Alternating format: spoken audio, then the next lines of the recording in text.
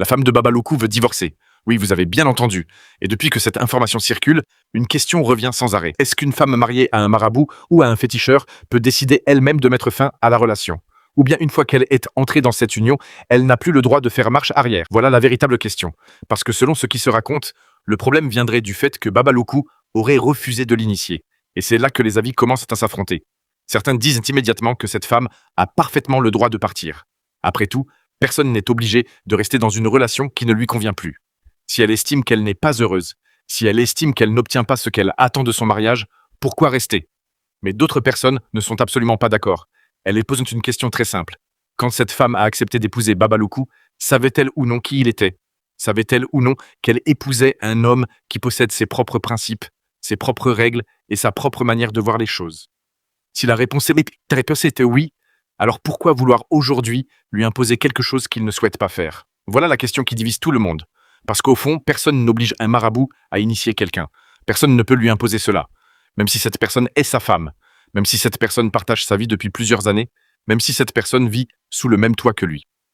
La vraie question est donc la suivante. Est-ce qu'un refus d'initiation est suffisant pour mettre fin à un mariage? Franchement, réfléchissons ensemble. C'est ensemble. Cet épisode. Imaginez qu'une femme demande quelque chose à son mari et que celui-ci refuse. Est-ce que cela suffit automatiquement pour parler de divorce? Certains répondront oui, d'autres répondront non. Mais ce qui choque beaucoup de personnes aujourd'hui, c'est la nature même de la demande.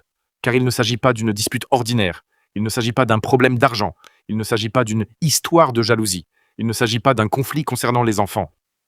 Non, ici, on parle d'initiation, et c'est ce qui rend l'affaire aussi particulière. Car beaucoup se demandent pourquoi cette initiation semble être devenue si importante au point de provoquer une rupture. Était-ce réellement le seul problème du couple? Ou est-ce que simplement la goutte de eau qui a fait déborder le vase? Parce que soyons honnêtes, lorsqu'un couple est solide, lorsqu'il existe une véritable compréhension entre deux personnes, un seul désaccord suffit-il vraiment à tout détruire? Beaucoup pensent que non. Beaucoup pensent qu'il existe certainement d'autres tensions derrière cette histoire. Peut-être des frustrations accumulées au fil des années, peut-être des incompréhensions qui n'ont jamais été réglées, peut-être des attentes qui n'ont jamais été satisfaites. Et aujourd'hui, l'initiation serait simplement devenue le sujet qui révèle un problème plus profond. Mais encore une fois, ce ne sont que des suppositions. Car seule la femme de Babaloukou connaît réellement les raisons qui l'ont poussée à envisager une séparation. Pourtant, malgré cela, les internautes ont déjà choisi leur camp. Certains soutiennent totalement Babaloukou. Selon eux, personne ne peut forcer un homme à transmettre quelque chose qu'il ne souhaite pas transmettre. Ils affirment qu'il est libre de choisir qui il initie et qui il n'initie pas. Et ils ajoutent même que le mariage ne donne pas automatiquement accès à tout ce qu'une personne possède ou connaît. D'autres, au contraire, prennent la défense de son épouse. Selon eux, lorsqu'on partage sa vie avec quelqu'un pendant plusieurs années, il est normal d'attendre une certaine confiance. Il est normal d'espérer être associé à certains aspects importants de sa vie. Et c'est précisément là que le débat devient passionnant. Car il ne s'agit plus seulement de Babaloukou ou de son épouse. Il s'agit d'une question qui concerne tout le monde. Jusqu'où peut-on aller par amour? Jusqu'où peut-on accepter les décisions de son partenaire? Existe-t-il des limites à ne pas franchir? Et surtout, lorsqu'on aime quelqu'un, doit-on accepter toutes ces décisions sans jamais les remettre en question? Voilà pourquoi cette affaire fait autant réagir. Parce que chacun se retrouve dans une partie du débat. Certains se mettent à la place de Babaloukou, d'autres se mettent à la place de son épouse. Et chacun pense avoir raison. Mais la vérité, c'est que personne ne connaît toute l'histoire. Pourtant, les commentaires disent que ça continue d'inonder les réseaux sociaux. Certains écrivent « Elle a raison de partir, gagne bien pas ». D'autres répondent « Elle savait qui elle épousait ». D'autres encore affirment que toute cette histoire cache quelque chose de beaucoup plus important. Et pendant que les internautes se disputent, une autre question apparaît. Si cette femme décide réellement de partir, que va-t-il se passer ensuite? Est-ce la fin définitive de leur histoire? Ou bien s'agit-il simplement d'une crise passagère qui finira par être réglée? Car il faut être honnête. Beaucoup de couples traversent des moments difficiles. Beaucoup de couples parlent de séparation avant de finalement se réconcilier. Alors sommes-nous face à une rupture définitive ou simplement à une période de tension? Pour l'instant, personne ne peut répondre avec certitude. Mais ce qui est sûr, c'est que cette affaire a déjà réussi à diviser l'opinion publique. Et plus les gens en parlent, plus le débat devient intense. Parce qu'au fond, la véritable question n'est peut-être même pas l'initiation. La véritable question est celle-ci. Une femme a-t-elle toujours le droit de quitter son mari lorsqu'elle estime ne plus être heureuse, peu importe qui est-ce que marie? Ou existe-t-il des situations où elle devrait rester malgré ses frustrations? Voilà le débat qui enflamme actuellement les réseaux sociaux. Et vous, qu'en pensez-vous?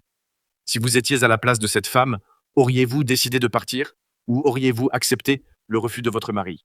Et si vous étiez à la place de Babaloukou, auriez-vous accepté de l'initier ou auriez-vous maintenu votre décision?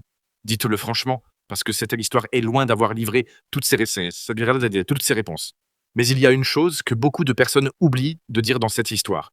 On parle du refus de Babaloukou, on parle de la colère supposée de son épouse, mais très peu de gens se posent une question pourtant essentielle. Est-ce que ce qu'une initiation se réclame? Est-ce que ce qu'une initiation s'exige? Ou est-ce que c'est quelque chose qui doit venir naturellement de la personne qui détient ce savoir? Parce que c'est là que le débat devient encore plus intéressant. Si Babaloukou a effectivement refusé, cela signifie qu'il avait ses raisons. Quelles sont ses raisons? Voilà ce que beaucoup aimeraient savoir aujourd'hui. Car lorsqu'une personne refuse quelque chose d'aussi important à ses yeux, ce n'est généralement pas une décision prise au hasard. Alors certains commencent à se demander si le problème ne vient pas d'une différence de vision entre les deux époux. Peut-être que l'un considère cette initiation comme essentielle, tandis que l'autre estime qu'elle n'est pas nécessaire. Et lorsqu'un couple commence à voir les choses de manière totalement différente, les tensions apparaissent souvent. C'est une réalité que tout le monde connaît. Mais ce qui choque davantage les internautes, c'est la rapidité avec laquelle certains parlent déjà de divorce. Parce que soyons francs, un divorce n'était pas une petite décision. Ce n'est pas une simple dispute qui dure quelques jours. C'est une rupture qui peut bouleverser toute une vie. C'est pour cette raison que beaucoup ont du mal à croire que cette histoire tournerait uniquement autour d'une initiation refusée. Ils pensent qu'il existe forcément autre chose derrière cette affaire. Une accumulation de frustrations, des désaccords plus anciens, des incompréhensions répétées. Car dans la plupart des cas, une séparation ne commence pas le jour où le couple décide de se quitter. Elle commence bien avant. Elle commence souvent par de petites déceptions qui s'accumulent avec le temps. Puis un jour, un événement devient le déclencheur final. Et certaines personnes paraissent bien pensent que nous sommes peut-être dans ce cas de figure aujourd'hui. Mais encore une fois, seul le couple connaît réellement la vérité. Pendant ce temps, les commentaires continuent d'exploser. Certains internautes vont même plus loin. Ils affirment qu'une femme ne devrait jamais avoir peur de quitter une relation qui ne lui apporte plus le bonheur qu'elle recherche. Pour eux, peu importe que son mari soit marabout, commerçant, fonctionnaire ou chef d'entreprise. Un mariage reste un mariage, et personne ne devrait être forcé d'y rester contre sa volonté. D'autres rejettent totalement cette idée. Ils considèrent qu'un mariage implique aussi des sacrifices, de la patience et parfois même l'acceptation de certaines frustrations.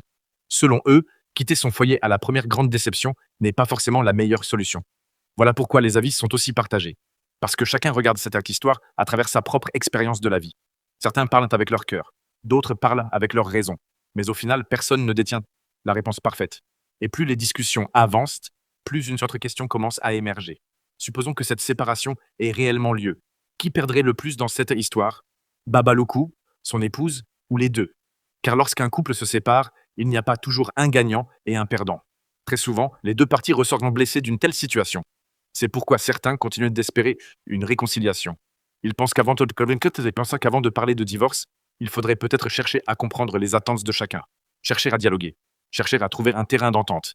Mais d'autres répondent immédiatement que parfois, certaines différences sont tellement profondes qu'aucun compromis n'est possible. Alors aujourd'hui, le débat reste entièrement ouvert. La femme de Babaloukou a-t-elle raison de vouloir partir si cette information est vraie? Ou bien Babaloukou a-t-il raison de rester fidèle à sa décision même si cela met son couple en danger? Voilà la question qui fait réagir tout le monde. Et plus les gens donnent leur avis, plus cette affaire continue de prendre de l'ampleur. Une chose est certaine, cette histoire n'a pas fini de faire parler. Car derrière le nom de Babaloukou se cache désormais une question universelle que chacun peut comprendre. Jusqu'où faut-il aller pour sauver une relation? Et à partir de quel moment faut-il accepter que deux personnes ne regardent plus dans la même direction? Voilà le véritable sujet qui passionne aujourd'hui les internautes et qui continue d'alimenter les discussions de tous ceux qui suivent cette affaire. Une question très simple. Est-ce qu'une femme est obligée de rester avec son mari parce que celui-ci est marabout ou féticheur? La réponse est non. Personne n'est obligé de rester dans une relation qu'il ne veut plus. Maintenant, est-ce qu'un homme est obligé d'initier sa femme parce qu'elle le demande? La réponse est également non. Et c'est là que cette affaire devient intéressante. Parce qu'au fond, on a deux personnes qui veulent imposer leur volonté à l'autre. D'un côté, une femme qui veut absolument être initiée. De l'autre, un homme qui refuse catégoriquement de l'initier. Alors qui doit céder? Qui doit changer d'avis? Voilà la véritable question. Parce que si Babaloukou a pris cette décision, c'est qu'il estime avoir ses raisons. Et personne ne peut entrer dans sa tête pour savoir exactement ce qu'il pense. Personne ne peut l'obliger à transmettre quelque chose qu'il ne veut pas transmettre. Mais à l'inverse, personne ne peut obliger sa femme à rester dans une situation qu'elle n'accepte plus. Voilà pourquoi cette histoire fait autant parler. Chacun veut avoir raison. Chacun veut imposer sa vision. Pourtant, la réalité est beaucoup plus simple. Un mariage ne fonctionne pas avec des ordres. Un mariage ne fonctionne pas avec des menaces. Ran dit ces menaces. Un mariage ne fonctionne pas avec des ultimatums. Le jour où quelqu'un dit « fais ce que je veux, sinon je pars », le problème devient plus grand que la simple question de l'initiation. Parce qu'à ce moment-là, ce n'est plus seulement une histoire d'initiation. C'est une histoire de confiance, de respect et de pouvoir dans le couple. Qui décide, qui commande, qui a le dernier mot. Voilà les vraies questions. Et soyons sérieux 2 minutes. Si une personne est prête à mettre fin à un mariage uniquement parce qu'elle n'obtient pas ce qu'elle veut, alors il faut se demander à quel point cette relation était solide dès le départ. Car l'amour se teste dans les désaccords. Tout le monde est heureux quand tout va bien. Tout le monde sourit quand tout le monde est d'accord. Mais la vraie force d'un couple apparaît quand les opinions s'opposent, quand les visions sont différentes, quand les attentes ne sont plus les mêmes. C'est là que l'on découvre si la relation repose sur quelque chose de solide ou simplement sur des intérêts communs. Et aujourd'hui, cette affaire pousse tout le monde à réfléchir à cela. Car beaucoup de couples vivent exactement la même chose sous une autre forme. Ce n'est pas forcément une initiation, ce n'est pas forcément une question spirituelle, mais c'est souvent un rêve, un projet ou une attente que l'un des deux refuse de satisfaire. Et à partir de ce moment-là, les tensions commencent. Les frustrations descendent et les frustrations grandissent. Les discussions deviennent des disputes, puis les disputes deviennent des conflits permanents. Et soudain, chacun commence à regarder la porte de sortie. Voilà pourquoi cette histoire dépasse largement le cas de Babaloukou. Elle touche quelque chose que beaucoup de personnes vivent dans leur propre foyer. Maintenant, il y a une autre question qu'il faut avoir le courage de poser. Pourquoi cette initiation est-elle devenue si importante? Pourquoi au point de parler de séparation? Pourquoi au point de mettre un mariage en danger? Parce que lorsqu'une personne insiste autant sur quelque chose, c'est généralement qu'elle lui accorde une valeur immense. Alors la véritable interrogation est peut-être là. Que représente réellement cette initiation dans son esprit? Pourquoi est-elle prête à aller aussi loin pour l'obtenir? Voilà une question qui mérite réflexion. Et de l'autre côté, pourquoi Babaloukou refuse-t-il avec autant de fermeté? Pourquoi ne veut-il pas céder? Pourquoi reste-t-il sur sa position malgré les conséquences possibles? Là encore, il doit forcément exister une raison forte derrière cette décision, une conviction profonde, une limite qu'il ne veut pas franchir. Et lorsqu'on regarde les choses sous cet angle, on comprend que le problème n'est pas aussi simple qu'il en a l'air. Ce n'est pas juste une dispute de couple, c'est un affrontement entre deux volontés, deux visions, deux positions qui refusent de reculer. Et dans ce genre de situation, quelqu'un finit toujours par souffrir, parce qu'à force de vouloir gagner, on oublie parfois de sauver la relation. À force de vouloir avoir raison, on oublie parfois de comprendre l'autre. Et c'est exactement là que beaucoup de couples tombent. Chacun défend son camp, chacun protège son ego, chacun refuse de faire un pas vers l'autre. Puis un jour, il se réveille et réalise que la distance est devenue immense. Alors la vraie question n'est même plus de savoir qui a raison ou qui a tort. La vraie question est de savoir ce qui est le plus important. Avoir raison ou préserver son couple, défendre sa position ou trouver un terrain d'entente. Parce qu'un mariage ne se gagne pas comme un combat. Dans un combat, il y a un vainqueur et un perdant. Dans un mariage, lorsque l'un gagne et que l'autre perd, tout le monde perd au final. Voilà pourquoi cette affaire est si intéressante. Elle oblige chacun à regarder sa propre vie. Elle oblige chacun à se demander jusqu'où il serait prêt à aller pour défendre ses convictions, jusqu'où il serait prêt à aller pour sauver sa relation. Et surtout, à quel moment il faut accepter que certaines différences deviennent impossibles à surmonter. Car oui, il existe des situations où deux personnes ne parviennent plus à avancer ensemble. Cela arrive. Mais avant d'en arriver là, une question mérite toujours d'être posée. Est-ce que tout a réellement été tenté? Est-ce que toutes les discussions ont eu lieu? Est-ce que chacun a vraiment cherché à comprendre l'autre? Parce que beaucoup de relations se terminent, alors que les deux personnes ne se sont jamais véritablement écoutées. Elles se sont parlé, elles se sont disputées, elles se sont répondues, mais elles ne se sont jamais écoutées. Et il y a une énorme différence entre les deux. Aujourd'hui, une seule chose est certaine. Cette histoire ne laisse personne indifférent. Elle soulève des questions profondes sur la liberté, le mariage, le respect et les limites que chacun fixe dans une relation. Et plus on y réfléchit, plus une interrogation revient sans cesse. Si vous étiez à la place de Babaloukou, auriez-vous changé d'avis pour sauver votre mariage? Ou auriez-vous maintenu votre décision jusqu'au bout? Et si vous étiez à la place de son épouse, auriez-vous accepté ce refus? Ou auriez-vous décidé de partir? Voilà la question. Voilà le véritable débat. Parce qu'au final, ce n'est pas seulement l'histoire de Babaloukou. C'est une situation qui peut arriver à n'importe quel couple lorsque deux personnes cessent de regarder dans la même direction. Et c'est précisément pour cette raison que cette affaire continue de captiver autant de monde et de susciter autant de réactions. Mais il y a un point que beaucoup de personnes oublient complètement dans cette affaire. On parle du divorce, on parle du refus, on parle de l'initiation, mais personne ne parle des conséquences. Parce que prendre la décision de quitter un mariage est facile quand on est en colère. C'est facile quand l'émotion prend le dessus. C'est facile quand la frustration est à son maximum. Mais une fois la séparation devenue réalité, les choses changent. Les émotions retombent, le silence s'installe. Et c'est souvent à ce moment-là que les vraies questions commencent à apparaître. Est-ce que tu disais, est-ce que tu sais que cette décision était la bonne? Est-ce que cette rupture valait réellement la peine? Est-ce qu'il n'existait pas une autre solution? Voilà pourquoi il faut toujours réfléchir avant de transformer une dispute en séparation définitive. Car une parole prononcée sous la colère peut parfois détruire des années de construction.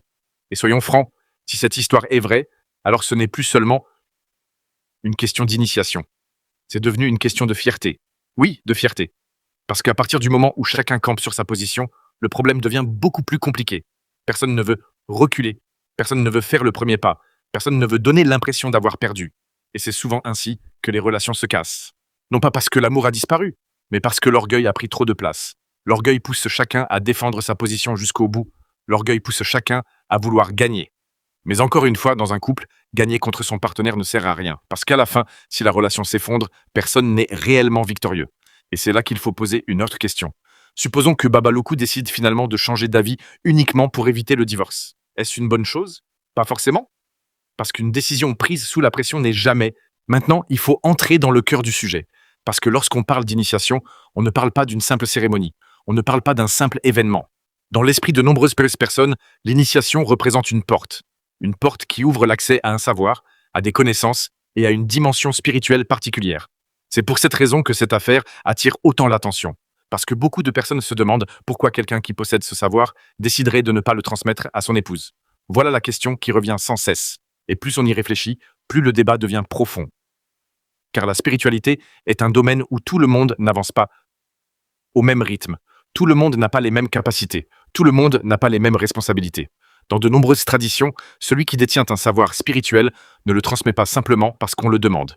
Il existe souvent des règles, des conditions et des étapes à respecter. Voilà pourquoi certaines personnes considèrent qu'une initiation ne peut pas être accordée comme un cadeau. Selon cette vision, il faut être prêt. Il faut être préparé. Il faut être capable d'assumer ce qui vient avec cette responsabilité. Et car la spiritualité n'est pas seulement une question de pouvoir. C'est aussi une question de discipline, une question de maîtrise de soi, une question d'engagement. Et c'est là que beaucoup de gens se divisent. Certains pensent que l'épouse d'un guide spirituel devrait naturellement avoir accès à tout ce que possède son mari.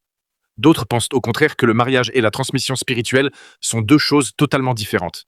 Selon cette vision, être l'épouse d'un homme ne donne pas automatiquement accès à ses connaissances spirituelles. Ce sont deux domaines distincts. Et c'est précisément cette opposition qui alimente le débat aujourd'hui. Car lorsqu'on parle de spiritualité, les émotions deviennent souvent très fortes. Chacun a sa propre vision. Chacun a ses propres croyances. Chacun défend sa propre compréhension du monde invisible. Pourtant, une chose est certaine. La spiritualité a toujours été entourée de mystères. Depuis des générations, les hommes cherchent à comprendre ce qui dépasse le monde matériel. Ils cherchent à comprendre les forces invisibles. Ils cherchent à comprendre ce qui influence leur destinée. Ils cherchent à comprendre les signes, les intuitions et les événements qui semblent dépasser la simple logique. Voilà pourquoi les sujets liés à la spiritualité attirent autant l'attention. Ils touchent directement à la curiosité humaine. Ils touchent à des questions que chacun se pose un jour ou l'autre. Mais il faut aussi rester prudent. Parce que la spiritualité est un sujet sérieux. C'est un domaine où les affirmations extraordinaires demandent toujours du recul et de la réflexion. Personne ne peut vérifier facilement ce qui relève du monde invisible. Personne ne peut prouver avec certitude tout ce qui s'est affirmé dans ce domaine.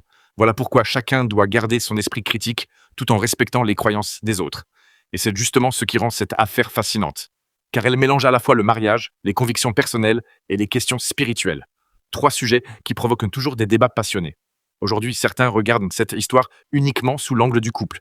D'autres la regardent sous l'angle spirituel. Et selon l'angle choisi, les conclusions sont complètement différentes. Pour certains, le refus de transmettre un savoir spirituel est un choix personnel qui doit être respecté. Pour d'autres, ce refus soulève des interrogations plus profondes. Pourquoi refuser? Pourquoi fixer cette limite? Pourquoi ne pas partager ce qui est considéré comme précieux? Voilà les questions qui reviennent constamment. Et même si personne ne possède toutes les réponses, une chose reste certaine. La spiritualité continue d'occuper une place importante dans la vie de nombreuses personnes. Elle influence leurs décisions, elle influence leur vision du monde, elle influence leur manière d'interpréter certains événements. C'est pourquoi chaque fois qu'une affaire comme celle-ci apparaît, elle dépasse rapidement le simple cadre d'un conflit familial. Elle devient un sujet de réflexion sur la transmission du savoir, sur les limites du pouvoir spirituel et sur la responsabilité de ceux qui prétendent détenir certaines connaissances. Et c'est là que le débat devient encore plus intéressant. Parce qu'au fond, la vraie question n'est peut-être pas seulement de savoir qui a raison ou qui a tort. La vraie question est de savoir ce que représente réellement la spiritualité dans la vie d'une personne. Est-ce une quête personnelle? Est-ce un héritage à transmettre? Est-ce une responsabilité à porter? Ou est-ce un chemin que chacun doit parcourir seul? Voilà les questions qui méritent d'être discutées. Voilà les questions qui se trouvent au centre de cette affaire. Et plus on y réfléchit, plus on réalise que le sujet est bien plus profond qu'il n'y paraît au premier regard. Il faut poser une question que beaucoup évitent. Est-ce qu'un mariage peut survivre quand deux personnes refusent de se comprendre? Réfléchissez bien. Parce qu'au début, tout paraît simple. Chacun pense que le problème vient de l'autre. Chacun pense que c'est l'autre qui doit changer. Chacun pense que c'est l'autre qui doit faire un effort. Mais pendant que chacun attend un changement, rien ne change. Au contraire, la situation empire. La colère grandit, la frustration grandit, le silence grandit. Et quand le silence entre dans un couple, c'est souvent le signe que quelque chose ne va plus. On ne discute plus pour trouver une solution. On discute pour se défendre. On discute pour attaquer. On discute pour avoir raison. Et c'est là que le danger commence. Parce qu'un couple qui cherche seulement à savoir qui a raison finit souvent par oublier pourquoi il est ensemble. Aujourd'hui, beaucoup regardent dans cette histoire et pensent que le problème est simple. Pourtant, ce n'est pas simple du tout, car derrière chaque conflit se cache une question plus profonde. Pourquoi cette situation est-elle arrivée jusque-là? Pourquoi personne n'a trouvé un terrain d'entente avant d'en arriver au mot divorce? Parce que le divorce n'arrive pas en une journée. Le divorce n'arrive pas après une seule discussion. Le divorce est souvent le résultat de plusieurs frustrations accumulées pendant longtemps. Une frustration seule ne détruit pas un mariage. Deux frustrations non plus. Mais lorsque les frustrations s'accumulent pendant des mois ou pendant des années, elles finissent par devenir un mur entre deux personnes. Et une fois ce mur installé, chaque nouveau problème paraît encore plus grand. Chaque nouvelle dispute devient plus difficile à gérer. Chaque désaccord semble impossible à résoudre. Voilà pourquoi cette affaire mérite une réflexion sérieuse. Parce qu'il est facile de choisir un camp. Il est facile de dire que l'un a raison et que l'autre a tort. Mais la réalité est souvent beaucoup plus compliquée. Une relation ne repose pas sur une seule décision. Une relation repose sur des milliers de décisions prises au fil du temps. Des paroles, des gestes, des efforts, des sacrifices, des compromis. Et lorsque ces éléments disparaissent un peu à peu, la relation devient fragile. Alors aujourd'hui, il faut avoir le courage de regarder le problème autrement. Imaginons que Babaloku accepte finalement. Est-ce que cela garantit que tout ira bien? Non, pas forcément. Parce qu'un problème réglé sous la pression reste souvent un problème. Il disparaît qu'en apparence, mais il continue d'exister dans le cœur de celui qui a cédé. Puis un jour, il revient. Il revient sous une autre forme. Il revient dans une autre dispute. Il revient dans une autre tension. Voilà pourquoi les décisions imposées créent rarement une paix durable. Maintenant, imaginons l'inverse. Babaloku refuse jusqu'au bout. Sa femme décide de partir. Est-ce que cela signifie automatiquement qu'elle a tort? Non plus.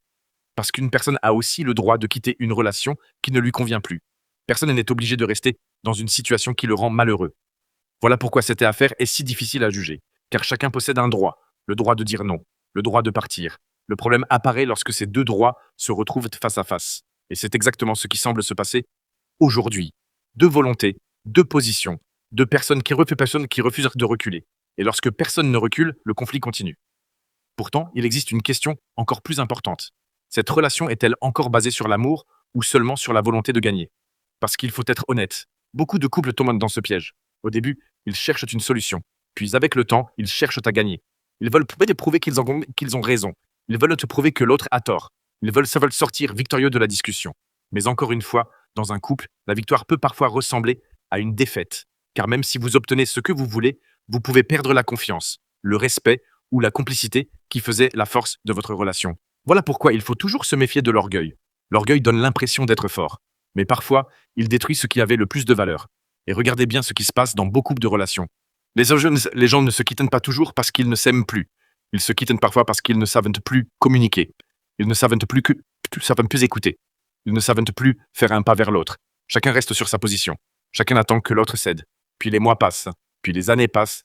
Puis un jour, La relation arrive au bord du précipice. Et tout le monde se demande comment on en est arrivé là. Pourtant, les signes étaient présents depuis longtemps. Les petites tensions ignorées, les frustrations gardées en silence, les conversations repoussées à plus tard. Tout cela finit par créer une énorme distance. Voilà pourquoi cette histoire dépasse largement le cas de Babaloukou. Elle parle de tous les couples qui traversent des désaccords. Elle parle de toutes les personnes qui pensent que leur partenaire doit forcément voir les choses comme elle. Elle parle de tous ceux qui confondent amour et contrôle. Parce que l'amour ne donne pas le pouvoir de décider à la place de l'autre. L'amour ne donne pas le pouvoir d'imposer sa volonté. L'amour ne retire pas la liberté. Au contraire, l'amour doit permettre à chacun d'exister avec ses propres convictions. Mais cette liberté qui a aussi un prix. Car parfois, les convictions deviennent incompatibles. Parfois, deux personnes découvrent qu'elles avancent dans des directions différentes. Et lorsqu'on arrive à ce point, il faut avoir l'honnêteté de regarder la situation en face. Pas avec la colère, pas avec l'émotion du moment, mais avec lucidité. Parce qu'une décision prise sous le coup de la colère peut laisser des regrets pendant des années. Alors avant de parler de séparation, avant de parler de rupture, avant de parler de divorce, une question mérite d'être posée. Est-ce que tout a réellement été tenté? Est-ce que chacun a fait sa part? Est-ce que chacun a vraiment essayé de comprendre ce que ressent l'autre? Parce qu'il est facile de parler, il est facile de répondre. Mais comprendre demande un effort beaucoup plus grand. Et sans cet effort, aucune relation ne peut durer longtemps. Voilà pourquoi cette affaire continue de susciter autant de réactions. Elle touche à quelque chose de profond. Elle touche à la liberté. Elle touche au respect. Elle touche à l'engagement. Elle touche à la confiance. Et chacun se retrouve obligé de se poser la même question. Si vous étiez à la place de Babaloukou, auriez-vous maintenu votre refus jusqu'au bout? Ou auriez-vous changé d'avis pour sauver votre mariage? Et si vous étiez à la place de son épouse, seriez-vous resté malgré ce refus? Ou auriez-vous décidé de partir? Réfléchissez bien avant de répondre. Parce que lorsqu'on vit la situation de l'extérieur, tout paraît simple. Mais lorsqu'on la vit de l'intérieur, chaque décision devient beaucoup plus difficile. Et c'est précisément pour cette raison que cette histoire continue de faire autant parler et que le débat est loin d'être terminé. Maintenant, il faut parler d'une chose que beaucoup de personnes ne comprennent pas lorsqu'il est question de spiritualité. Beaucoup pensent que la spiritualité sert uniquement à obtenir quelque chose. Certains veulent la richesse, d'autres veulent la protection, d'autres encore veulent le pouvoir ou la reconnaissance. Mais les anciens ont toujours enseigné que la véritable spiritualité commence lorsque l'on cherche d'abord à se connaître soi-même. Voilà pourquoi certaines personnes passent toute leur vie à courir derrière des secrets sans jamais trouver la paix. Elles cherchent à l'extérieur ce qui manque à l'intérieur. Elles veulent découvrir des mystères alors qu'elles ne se connaissaient même pas elles-mêmes. Et c'est là que commence le véritable débat dans cette affaire. Parce que lorsqu'une personne veut être initiée, la première question n'est pas de savoir ce qu'elle va recevoir. La première question est de savoir pourquoi elle veut être initiée. Quelle est sa motivation? Quel est son objectif? Qu'est-ce qu'elle recherche réellement? Car la spiritualité n'est pas un jeu, ce n'est pas un concours, ce n'est pas une décoration que l'on accroche pour impressionner les autres. La spiritualité est un engagement. C'est un chemin qui demande de la patience, de la discipline et parfois de grands sacrifices. Voilà pourquoi, dans de nombreuses traditions, les maîtres spirituels ont toujours été prudents lorsqu'il s'agissait de transmettre certains enseignements. Ils ne regardaient pas seulement le désir de l'élève, ils regardaient aussi sa préparation. Ils regardaient sa capacité à porter ce savoir sans en être détruit. Parce que toute connaissance apporte une responsabilité. Plus une personne reçoit, plus elle doit être capable de gérer ce qu'elle reçoit. C'est une règle que l'on retrouve dans presque toutes les traditions spirituelles. Et c'est pour cela que certaines portes ne s'ouvrent pas immédiatement. Certaines portes demandent du temps. Certaines portes demandent des années de préparation. Certaines portes demandent même une transformation complète de la personne avant de pouvoir être franchie. Voilà pourquoi beaucoup de personnes confondent souvent désir spirituel et préparation spirituelle. Vouloir quelque chose n'est pas toujours suffisant pour être prêt à le recevoir. Et c'est là que cette histoire devient encore plus profonde. Parce que si Babaloukou refuse réellement cette initiation, alors une question importante se pose. Est-ce qu'un refus motivé par la volonté de protéger un savoir? Est-ce qu'un refus motivé par une conviction personnelle? Ou existe-t-il une autre raison que nous ignorons complètement? Car dans le domaine spirituel, tout n'est pas toujours visible, tout n'est pas toujours expliqué publiquement. Beaucoup de décisions sont prises selon des principes que seules certaines personnes comprennent. Voilà pourquoi il est souvent difficile de juger une situation de l'extérieur. On voit le résultat, on entend les déclarations, mais on ne connaît pas forcément toutes les raisons qui se cachent derrière. Et lorsqu'il est question de spiritualité, cette réalité est encore plus vraie. Parce que la spiritualité repose souvent sur des éléments invisibles, sur des convictions profondes et sur des responsabilités qui ne peuvent pas être mesurées facilement. Aujourd'hui, beaucoup de personnes se concentrent sur la dispute. Elles se concentrent sur le conflit. Elle se concentre sur le divorce. Pourtant, c'est Watson, il existe une autre question beaucoup plus intéressante. Que nous enseigne réellement cette affaire? Car chaque grande affaire spirituelle contient une leçon. Chaque conflit révèle quelque chose. Chaque épreuve met en lumière une vérité importante. Et ici, la leçon semble être la suivante. Tout le monde n'a pas la même vision du chemin spirituel. Certaines personnes pensent que la connaissance doit être partagée largement. D'autres pensent qu'elle doit être transmise avec prudence. Certaines personnes pensent que l'amour doit ouvrir toutes les portes. D'autres pensent que certaines portes doivent rester fermées même face aux personnes les plus proches. Voilà pourquoi ce débat continue de passionner autant de monde. Parce qu'il touche à des questions fondamentales. Peut-on tout partager avec son conjoint? Existe-t-il des limites même dans le mariage? La spiritualité appartient-elle à l'individu ou au couple? Ce sont des questions profondes, ce sont des questions qui divisent.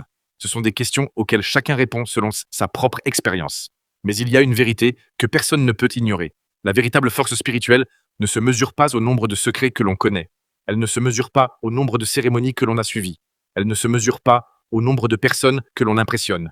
La véritable force spirituelle se mesure à la paix intérieure. Elle se mesure à la maîtrise de soi. Elle se mesure à la capacité de rester calme lorsque tout devient difficile. Elle se mesure à la capacité de prendre des décisions justes, même lorsque les émotions sont fortes. Et c'est précisément là que beaucoup échouent. Parce qu'il est facile de parler de spiritualité lorsque tout va bien. Il est facile de parler de sagesse lorsque la vie est calme. Mais la véritable spiritualité apparaît dans les moments de tension. Et c'est peut-être là la plus grande leçon que l'on peut tirer de toute cette histoire. Maintenant, il faut parler d'une chose que beaucoup de personnes ne comprennent pas.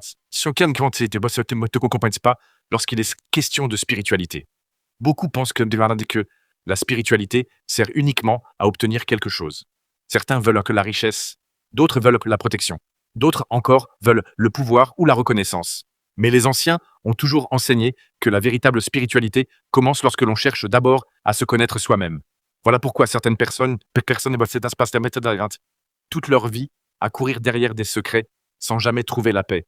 Elles cherchent à l'extérieur ce qui manque à l'intérieur. Elles veulent découvrir des mystères alors qu'elles ne se connaissent même pas elles-mêmes. Et c'est là que commence le véritable débat dans cette affaire. Parce que lorsqu'une personne veut être initiée, la première question n'est pas de savoir ce qu'elle va recevoir. La première question est de savoir pourquoi elle veut être initiée. Quelle est sa motivation? Quel est son objectif? Qu'est-ce qu'elle recherche réellement? Car la spiritualité n'est pas un jeu.